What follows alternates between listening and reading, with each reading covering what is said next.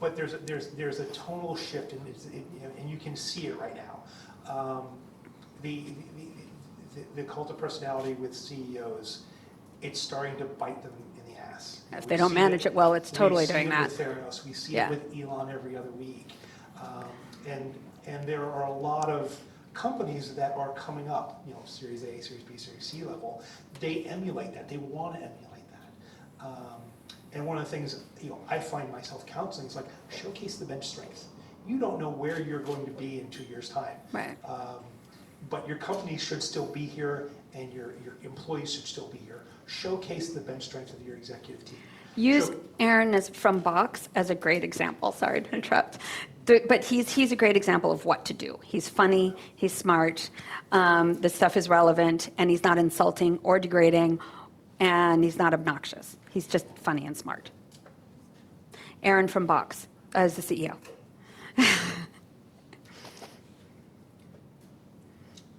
Great insight there. Kind of going back to the experience, and again looking around the room there, kind of a two-parter here. The novice PR Marcom, or marketing professional, and the more experienced one. What sort of advice are you giving them to sort of get started, or to think maybe trends or things to kind of look out for in this climate we're in now? I would say watch out for this this whole influencer thing right now. And I have to admit, I am a totally cynical asshole, and that's typical, typical artist type guy. But I've been in the social media game, especially on the analytics and the corporate strategy side, since 2007, and using it extensively for my own purposes, creatively, but also for a lot of the large companies that I've worked for. And then all of a sudden, someone will say, hey, can you go check out, see who's kind of influential in this particular space?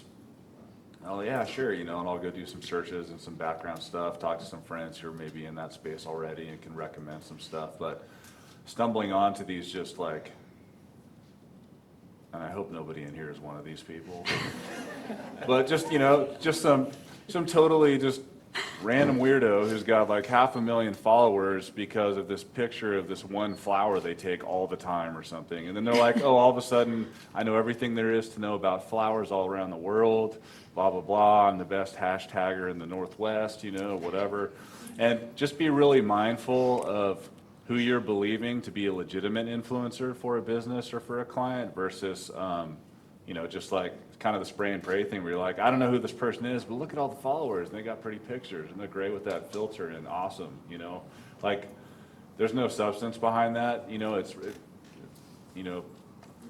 They understand the importance of finding real influencers, genuine ones that are really going to help the business, and how to vet that stuff the right way. So just be really, because I've met a lot of older marketing folks who, they want to get on the influencer program, they have an open mind, but they are easily swayed by something they don't fully understand, which is kind of how like real versus kind of fake influencer thing works. And so it's a challenge sometimes to try to explain that to them, because there's algorithms involved, there's content types and categories and where you put it and when you put it there and that kind of thing. And so my advice, I guess, both, I'm still trying to learn from my own advice and stuff in this regard, is don't be easily swayed by certain things and stuff, like really take your time, so that when you do say, okay, it's going to cost this much money to pay them to talk about your product or attend this event, that it ends up being much more worth it, so it's easy to fall into a trap where it was not worth it, and I've seen it happen before, and it sucks.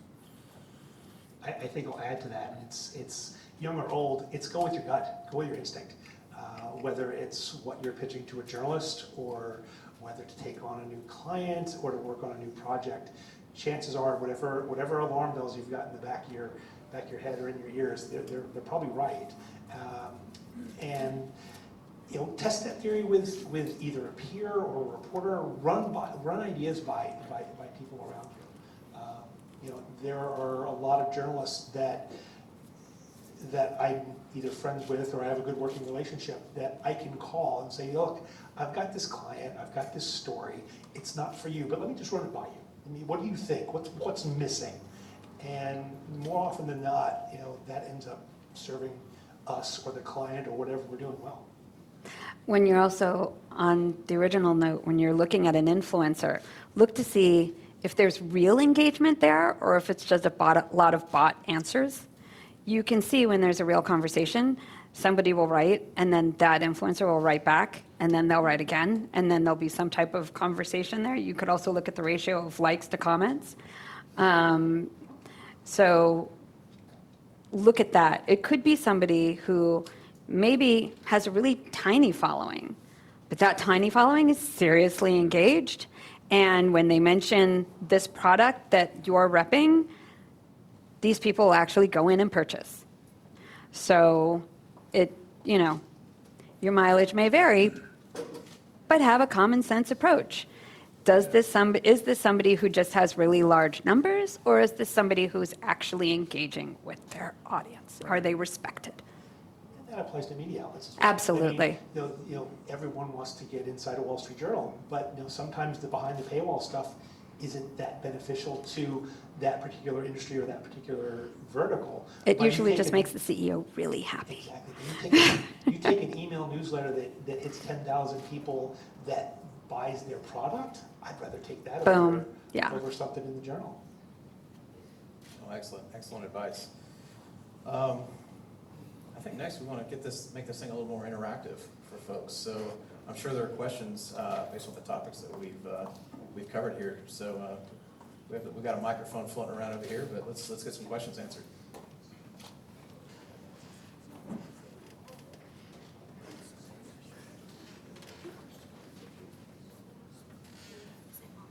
Hi, my name is Chandra. I agree with everything that you said. When was the last time you heard that? Here's my question. I'm an old guy, right? Everything you said resonated with me. Everything you said has been true throughout my career. Here's my question, and I'll give it a little twist. A fellow I know who runs a business analytics program in a rather well-known university here said that the best thing that ever happened to him is when he showed the curriculum to his board of advisors. And one of the advisors was the head of analytics at a rather well-known company who said, take this back. This is a computer science curriculum, not a business analytics curriculum. We know where to get computer science people. We have market power. Come back with the business analytics program. My question to you is, in the best Harvard Business School case tradition, imagine you are the advisor for a communications master's program. What are the 5 things you would advise that must be in the curriculum? Starting with Rich, my training tells me always start with the creative guy. Decoration. 5 things? Man. All right. 3 might be doable. It's been a long day. For me, just coming from the creative angle, dealing with executives and stuff all the time, encouraging clients and executives to have an open mind. A lot of times they go into this stuff and they have preconceived notions about what works, what doesn't work, and they sometimes inadvertently pigeonhole the whole situation and don't give, at least the creatives, a lot of breathing room to really do what they do best, which is to make people feel things so they do what you want them to do. So have an open mind, that would be one thing. The next thing would be, again, the influencer thing. Just watch it, be real careful and be very thoughtful about the way you evaluate, whose influence might be able to help your business and your brand. And the last thing is it's really easy to fall into the trap. I'm in a B2B space right now, and I've been in the corporate world for a long time, in tech in particular, and there's a lot of stodgy stuff going on. So I would say always try to think outside the box and don't be afraid to recommend, as long as you put some thought into the way you present it to your clients, don't be afraid to try some new stuff that maybe even you haven't seen before. Because a lot of times, you know, a lot of the company I work for, a lot of our competitors, where we have an edge, is that they've been around forever. They're the million-pound gorilla in the room, and they're afraid to take any risks, and they keep everything as homogenized as possible. So you turn any of their content on, video, photos, blog posts, doesn't matter. You get through it in like 2 minutes, and you're like, I'm out of here. This is killing me. I'm bored to death, you know? So just, yeah, so think outside the box. Well, Shira, David. Can I take this? Please. Okay. So I used to actually teach marketing for startups at Tel Aviv Alpha Academic College, so I was very excited by this question. And I've guest lectured at Stanford and Berkeley and a bunch of other universities around the world. So the three things, as far as I'm concerned, you said it was for a comms program, yes? Yes. Okay, so for a comms program. Masters. So masters in comms. The three things that I think masters in comms needs to understand is, one, messaging. Okay, how are you getting that message across? And also, how does the message work for the stage of company you're in? They are not the same. You cannot do the why if nobody knows who the hell you are. Okay, people need to understand the what before you could do the why. It works great for Oreo. It does not work for, you know, a startup that literally is still at Y Combinator. Okay, there you start with the what. You grow to the why. So what stage are you in emulates what your message is. That's one. Two, what's your sales cycle? You have to understand sales before you can really understand marketing. Is it a quick sales cycle? Are you getting to them and it's a slam dunk and that's it? Is it a 9-month sales cycle? It is a 2-year sales cycle. That's going to change your selling method. That's going to change your message. That's going to change all of your tactics and your strategy. Okay? So that would be 2. 3 would be, I would say, between message and that, brand. Because if you have a brand, if you are the first choice brand effect, this is actually a heuristic. So the first choice brand effect means that there is no processing in your brain when you go to choose that product. So how do you become that first choice brand effect? Think about it. You've got Heinz ketchup. Okay? When you go to the grocery store, we have a child that used to have Heinz with everything. I was a failure as a parent. It took a really long time to get that over. But, so when you've got the first choice brand effect, the equivalent to it in the B2B world would be Salesforce. It's not, are you getting Salesforce? It's when are you getting Salesforce? Are you starting with, what's the other one from the Baltics? Pipedrive. Are you starting with Pipedrive first and then moving over to Salesforce? Maybe you're going to use HubSpot first and then move over to Salesforce. But as soon as you get to a certain size, all AEs, account executives, know Salesforce, you're getting Salesforce. Because those guys aren't going to learn something new, and you want them working for you, so you're not going to make it hard for them. So that would be the 3 things I think a comms program needs to focus on. These are real-life issues that will end up affecting your career. You said 5, right? Writing. Something either behavioral studies, Yeah. sociology, how to understand people. And then if this is a PR-centric communications plan, studies, marketing. We have to work lockstep with each other. PR and marketing have to go together. I worked at a company for a few years, remain nameless.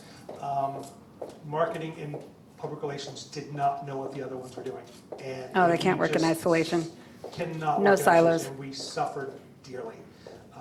So those. I worked at the same company. We all Let's have. do there. Dave, Man, you're getting like 11 up here. He's writing them down.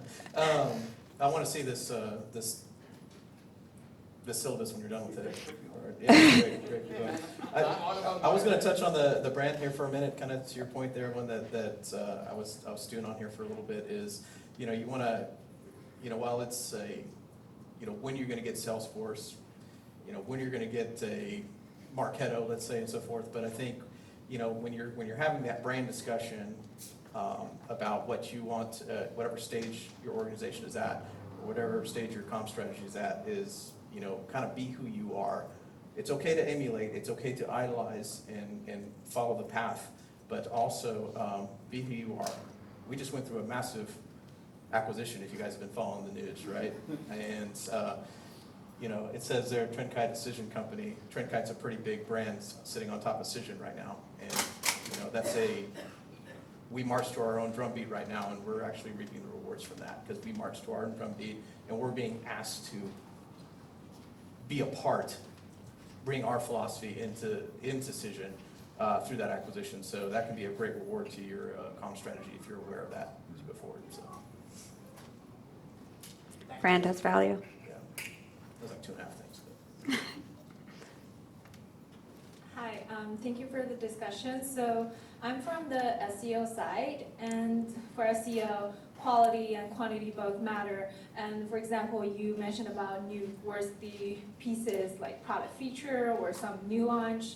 And then for SEO, sometimes it's like, I don't care, just give me a bunch of backlinks and that will work. So how do you find that balance of like getting high quality and also a bunch of lower quality, but quantity-wise it's good, contributing to SEO, and how do you handle that balance?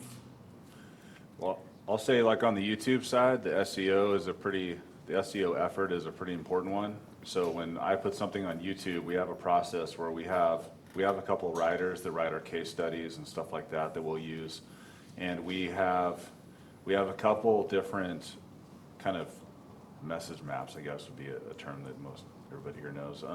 We have a couple different ones. There's kind of the SEO friendly one that tries its best to incorporate actual messaging from the products and stuff and not just try to hook in a bunch of algorithmic traffic, you know? So I would just say try to create a process where people are willing to, you know, use the information we have to do good SEO, but at the same time, we have to massage things a little bit to be able to benefit from it too. And so having a process in place where you're like, hey, for SEO, for social media, this is what we use. These are the copy blocks or whatever we use, all the way down to a tweet and back up again, and then and then you might have an entirely different set of messaging for, you know, stuff that's not related to that. But typically having a good process in place, so, you know, our copywriter will pull, you know, the lead paragraph from a case study. There's like a list of keywords that we make sure to try to include in some of the paragraphs and descriptions and stuff and the titles and all that. And then that gets passed on to me to upload and make sure all that stuff's dialed in, and we have kind of a tagging strategy and all that too in place. So I don't know if that answers your question, but just trying to have a process around that that's pretty clear so people aren't constantly guessing what they should do next. And we don't have an SEO pro in-house like what you do, you know, for a living. So we're constantly having to try to research and make sure that we're doing the SEO due diligence, but at the same time not deviating too far from the actual messaging about the products, the launch, the company, that kind of thing. I think to expand on what you're saying, you know, one of the things we don't, you know, this is PR versus marketing. So we don't do SEO well, but what I try to do with our team and our clients is step one, take the SEO person, our client's SEO person out to lunch early on. Find out what they're working on, find out what are priorities for them and the rest of the marketing team, and build on that relationship and get a better, great understanding of what the SEO needs are of the company in terms of who you're targeting, keywords, what's working, what's not, and then we'll weave that into the comms plan. So we don't do SEO, but we do a ton of content. And I know the SEO world pretty well. So what we do is, again, to his point, take the SEO person out to lunch. You want to work with the whole team. The more people you've got that you're working with and you're working collaboratively with, the better things will end up turning out for everyone. So content, tons of content. The more original content, you do not write it for SEO. You write it for the humans that are going to be reading it. But you may want it to be over 1,000 words because that's treated a little bit better these days in the SERPs. And never underestimate the power of image search. Name your images properly. Don't have it be IMG 3572 blah, blah, blah. Like, name your images properly. Put all the alt text that need to be in there. It's just, we do what we call SEO light when we're building out content, because a lot of what we do is blog work. So that type of thing is more along the lines of the SEO, that if we don't do SEO, but that's the stuff that we do that goes in and plays with the SEO team. Right. So that's how we think of it. What's the good content we could get out there? How do we optimize it? I'll say likewise, we actually have a process with our SEO manager where they're one of the kind of last approvers before something does go out the door. Now, we don't try Yeah. to force it, right? You want to tailor to the humans that are reading the actual content, but the idea is to kind of go through and optimize, anything public facing that's going to go out there that readers are going to see. Good point on the image, from the image search standpoint, that's something that she looks at as well before it goes out the door. And then also longer form content, searchable content to have Yeah. available, so if you have something. And if you're uploading and it is totally original and you do that regularly enough, it pulls you up. Exactly. Hi, my name is Iana. I really appreciate the comment about PR and marketing, and they have to be in one. Glasshouse Communications is my PR firm, but I changed the name from Glasshouse PR to Glasshouse Communications because people were locking me into press releases, and that's it. But the challenge has been customers and clients not understanding that I have to have that marketing before I could be effective. What do you think is that bottleneck? Why is there a disconnect on that marketing part that they just don't understand? So I turn down a lot of clients often if they do not. I do know marketing, but I love the communication and PR side, so I really keep it separate. Just curious what that disconnect might be. So many answers, I don't know where to start.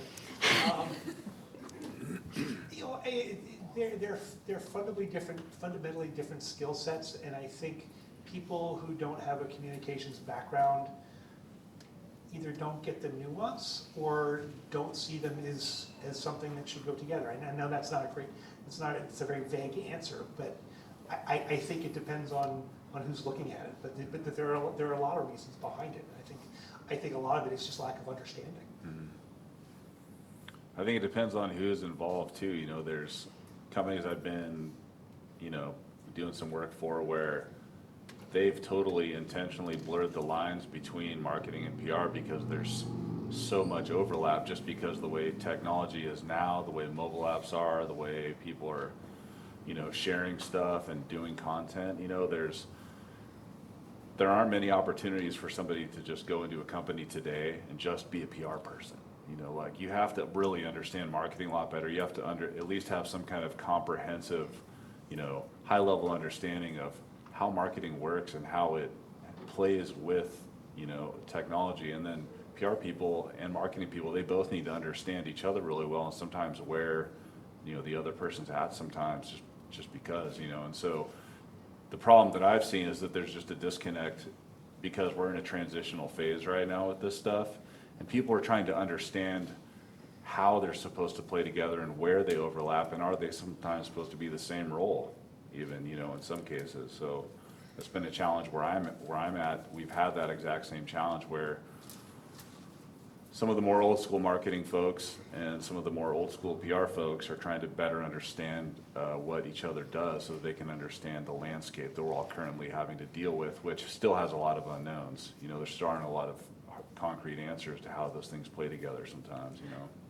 And I think you look at the microcosm of just the title of CMO. You look at any CMOs in a 4-block radius around here, and I think you'll find each role is slightly different. Some are sales heavy, some are traditional marketing, some are advertising.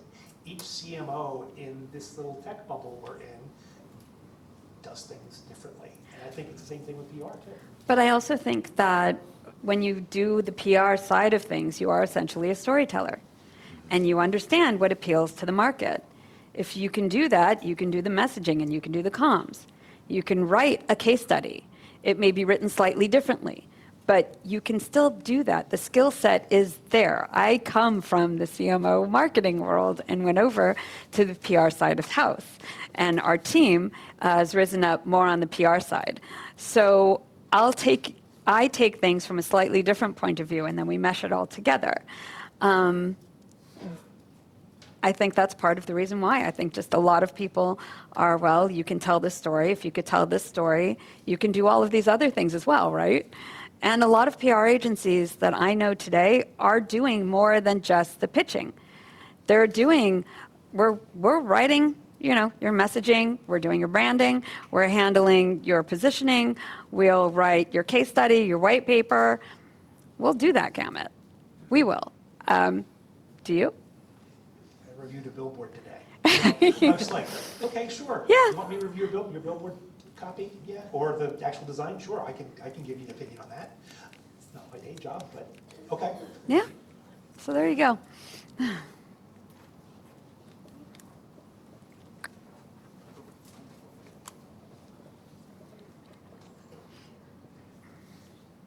Hi, my name's Tara. I'm from the PR side, but I know we touched upon influencers a little bit, and I was just wondering what your clients are saying about the value of influencers versus earned media in regards to measurement.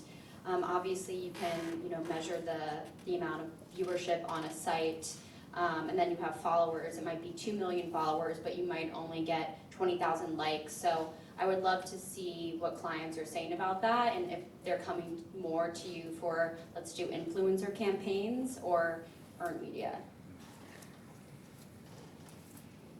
All right, I'll start it. Usually we are the ones who take the reins on this and move it forward.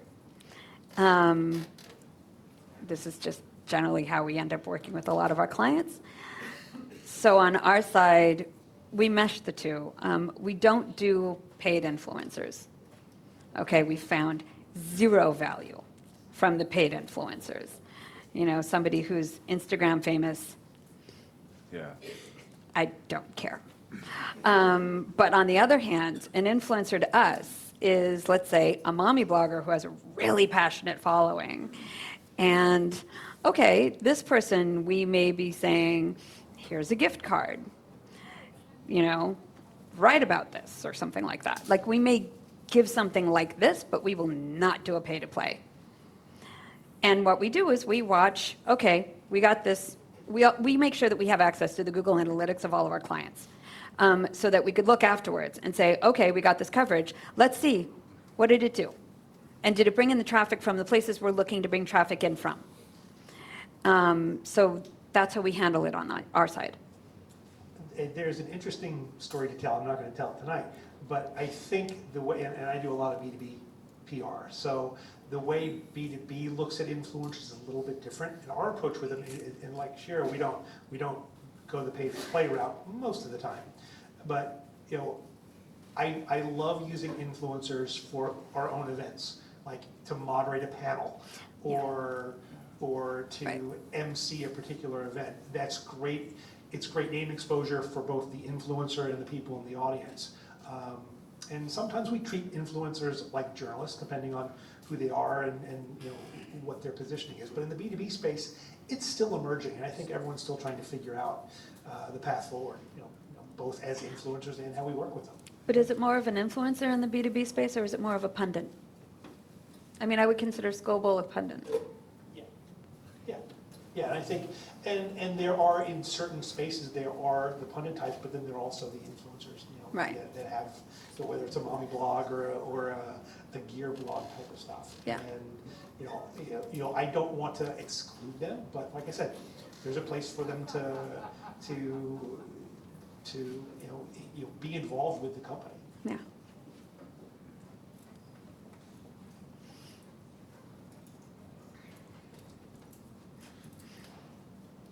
Hi, my name's Mike. So over the past several years, I've noticed that there are more and more voices out there. There's more people in this room than there would have been perhaps 10 years ago, and there are fewer journalists, frankly, out there due to consolidation of that area. And I'm just wondering if you have some strategies that you can share on how to get through the noise for your clients. I touched on it just a little bit just now, and part of it's doing our own events. You know, whether it's something like this, where we would invite in journalists to, or you know, smaller, more intimate events where we where we're not client specific. It's not about one particular client, it's about a particular topic, whether it's autonomous vehicles or, pharma in the post-Theranos world or something like that, where we can bring experts in, one of our clients, maybe a VC, maybe an economist, to talk about these things and actually build the value. And I think each of us brings our own set of pieces to the puzzle, and it's using all of them together, whether it's video and music and images and writing and influencers and moderators and experts and CEOs and CMOs, and you just try to put it all together rather than pitch it to a journalist and hope they grab it. You have to create your own opportunities. And there's also a lot more than, you said events, but there's more than just pitching to a journalist. There's podcasts, there's contributing content. Do you have somebody in the organization who's an expert at anything, and is there a particular journal that focuses on this thing?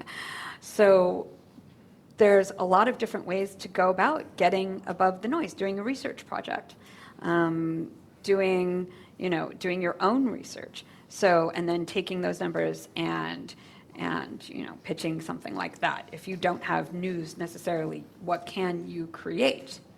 Mining your own data. Yes, mining your own data is always fun.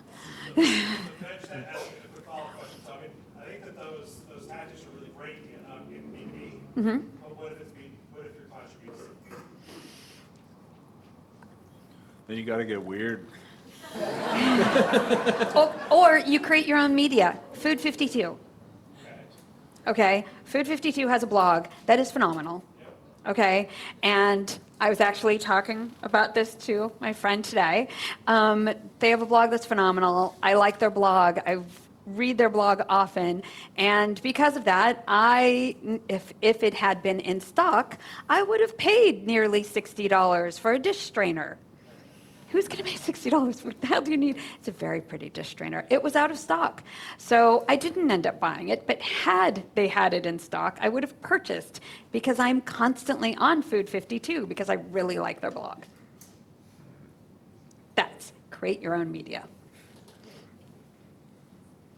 There's so much content, and there's a lot of great stuff out there and a lot of not very great stuff out there, but just that's one of the things, like especially in the B2B space, one of the things we've had to do, we'll put out like a video that's supposed to talk about, partner program or something like that. And we're like, how do we not kill people with boredom, watching this thing? And so one of the tactics I took, we have the person who's in charge of our global channel sales and stuff like that. She also has a theater background, which makes my directing job super easy. And it's not a common thing to have in the tech world. And so what we did was we took really boring information that we need to get out there, the people need to see, and I said, how can we make this so it just doesn't suck to watch and have to ingest this stuff? And so what I did was I repackaged it into a really weird, quirky environment. So her name is Raylyn. I put her in like a campfire setting, super random, why would you do that? Some of my executives were like, why would she be talking about the partner portal while she's camping? I don't understand. I'm like, I know, but there's like weird shit going on. Like you might hear something out in the woods, and in the script, I had her like look out there because she heard something, and just like have weird stuff going on, but she always comes back to script and talks about the different points and the things we're trying to get people to walk away with. So again, back to the outside the box thing, that really is the key to rising above the noise, because the noise will always be there. Today's version of noise is different from what noise looked like 20 years ago, and there's always going to be noise. There's always going to be business people clamoring to get their voices and their message and their content heard. But if you have somebody in your circle who's willing to get kind of weird, like the Geico commercials and the Dollar Shave Club initial commercial that went out, like I signed up for Dollar Shave Club. I didn't even know what the hell it was. I'm like, that guy made me laugh my ass off over a cocktail. I'm going to try out that service, and it was almost more just me praising his marketing efforts than it was giving a shit about the razors, right? So, and the response that we got when we started trying out these weird B2B videos, they're like, man, I don't know why she was a bartender telling me about the partner portal, but that was some funny shit. And I'm really glad that you guys made that. And I shared it with all my friends and my colleagues and some of the customers that we sell your product to. They thought it was really funny and they even shared it. So, and that didn't even take a lot of effort. I had one camera guy. We had a really short script because the thing needed to be under a minute, and people loved it, you know? And so, and I've also done plenty of things that people thought was too weird and off the wall and didn't do anything for the company, but that happens, you know? So again, just be open to getting really creative. And if you're not creative yourself, hire somebody who's really talented and thinks in ways that you've never even thought of. Because just like I try to surround myself with people that are going to bring me new ideas and teach me a lot of stuff because they're the experts, I think it's good to do that with creatives too. You know, accept the fact and admit that sometimes in some companies, people want to be creative, but they're just fucking not. You know, so you got to hire somebody that is, and really respect that and bring them in and let them get in there with you in a room. You know, bring some alcohol, whatever you got to do. You don't even need alcohol, food, whatever. And just start spitballing some ideas and think about things that you like, that you have seen already, that are really interesting and fun to look at, and they're engaging, and start to, you know, try to come up with your own version of that, basically, you know. Amazing. I think I'm getting the one morning. We'll take one more question if that's cool. Yeah. Sorry, this is just back to a little bit to the influencer question. I'd love to understand if any of you have experience in, you know, actually creating an influencer for your brand.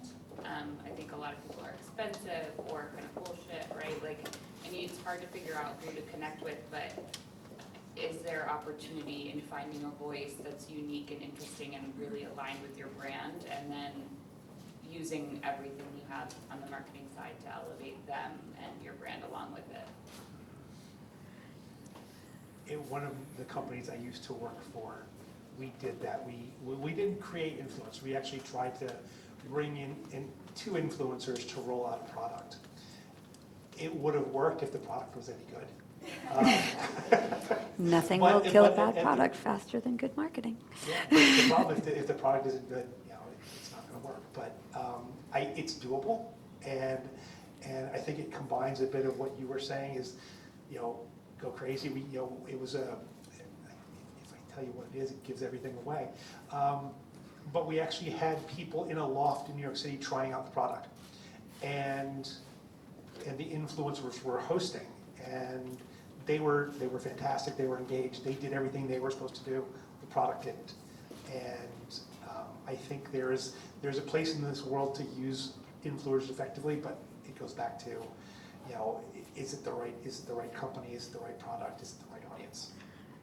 Yeah. So you can think about Ford had Scott Monty. Ford had Scott Monty. And he became known as the face of Ford on social media for a while. And Comcast had Comcast Dave. It has since changed to Comcast Cares. Because when Dave leaves and Scott Monty leaves, they're so connected to your brand, do you want to keep it that way? So that's something to consider. And I'm not saying don't do it. Comcast Dave, Comcast Cares, that did them a huge service. Scott Monty was amazing for building up Ford on social. I can think of if you give me enough time and some more alcohol, I could think of plenty of names for you and plenty of other examples. So there are the things to consider is how tied are you going to be to them? How do you handle it when they leave? But yeah, a lot of the time, again, building up the cult of personality, Aaron from Box, any exec visibility, it's good. It's good to do. You want to do that, especially for somebody who's really nailing it in their job. It's good for the exec themselves. It's also good for the company because people follow people. They tend to not follow companies. So you do want that. If you're not going to have a character that they're following, okay, then you want it to be a person. So yes, how do you do that? It's again, law of large numbers. You want to make sure that they actually have a following. There has to be something about them that is worth following. What is it about them? Usually funny. There has to be some type of emotional draw. And funny gets your endorphins going, and endorphins gets you more interested. So usually it's around humor. If it's not, it's around shock value. That, your mileage may vary. That's where Travis from Uber, he did really well on the shock value. It didn't do him well at the end of the day. But in the beginning, it did get them a lot of press, and it raised them up. It got them to a point. So, you know. Also, inspiration is a really big one. So it's easy, we can make people laugh, we can make them pissed off or overreact to stuff. Yeah. But one of the things we're trying to work on now is, you know, we play in like the primary education and higher ed space, and we help kids get connected to the internet that are, you know, in socioeconomically challenged areas and stuff. And we have something we're going to do that isn't humor. Instead, it's completely inspirational, hopefully tear-jerking, you know, that's kind of the goal with it. Like, don't rule that one out too. So anything that sways yeah. someone's heart to do anything, Emotions. totally. It's all. What emotions are you And going all to the pull? engineers and all the executives want to tell you Yeah. every day, that's too altruistic. Don't try to do that. You know, nobody's going to care. But I'm telling you, emotions make money, and emotions make people buy things, whether it's B2C, B2B, it doesn't matter. We've experienced that happen on all sides, you know, as long as it's done well, because it can be done poorly. But it's a really, really, really important part of PR and marketing, honestly. Who here follows Humans of New York on Facebook? Anyone? There you go. Why do you follow them? Yeah, the stories.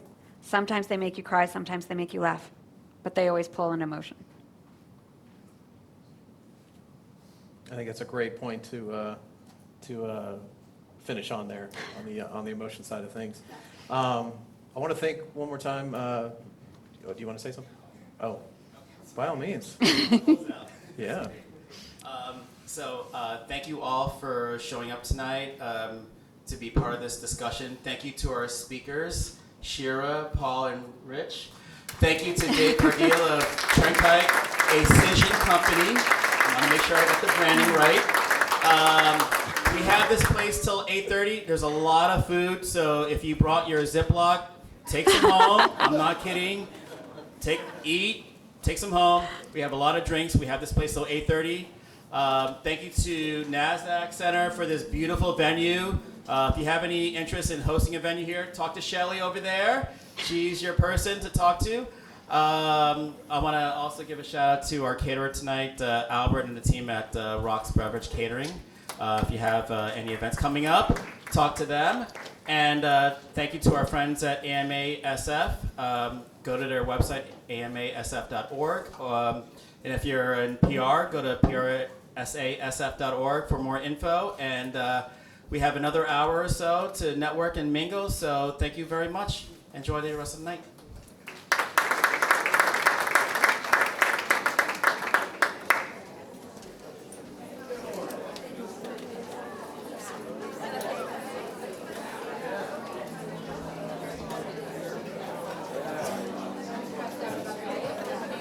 Job offer.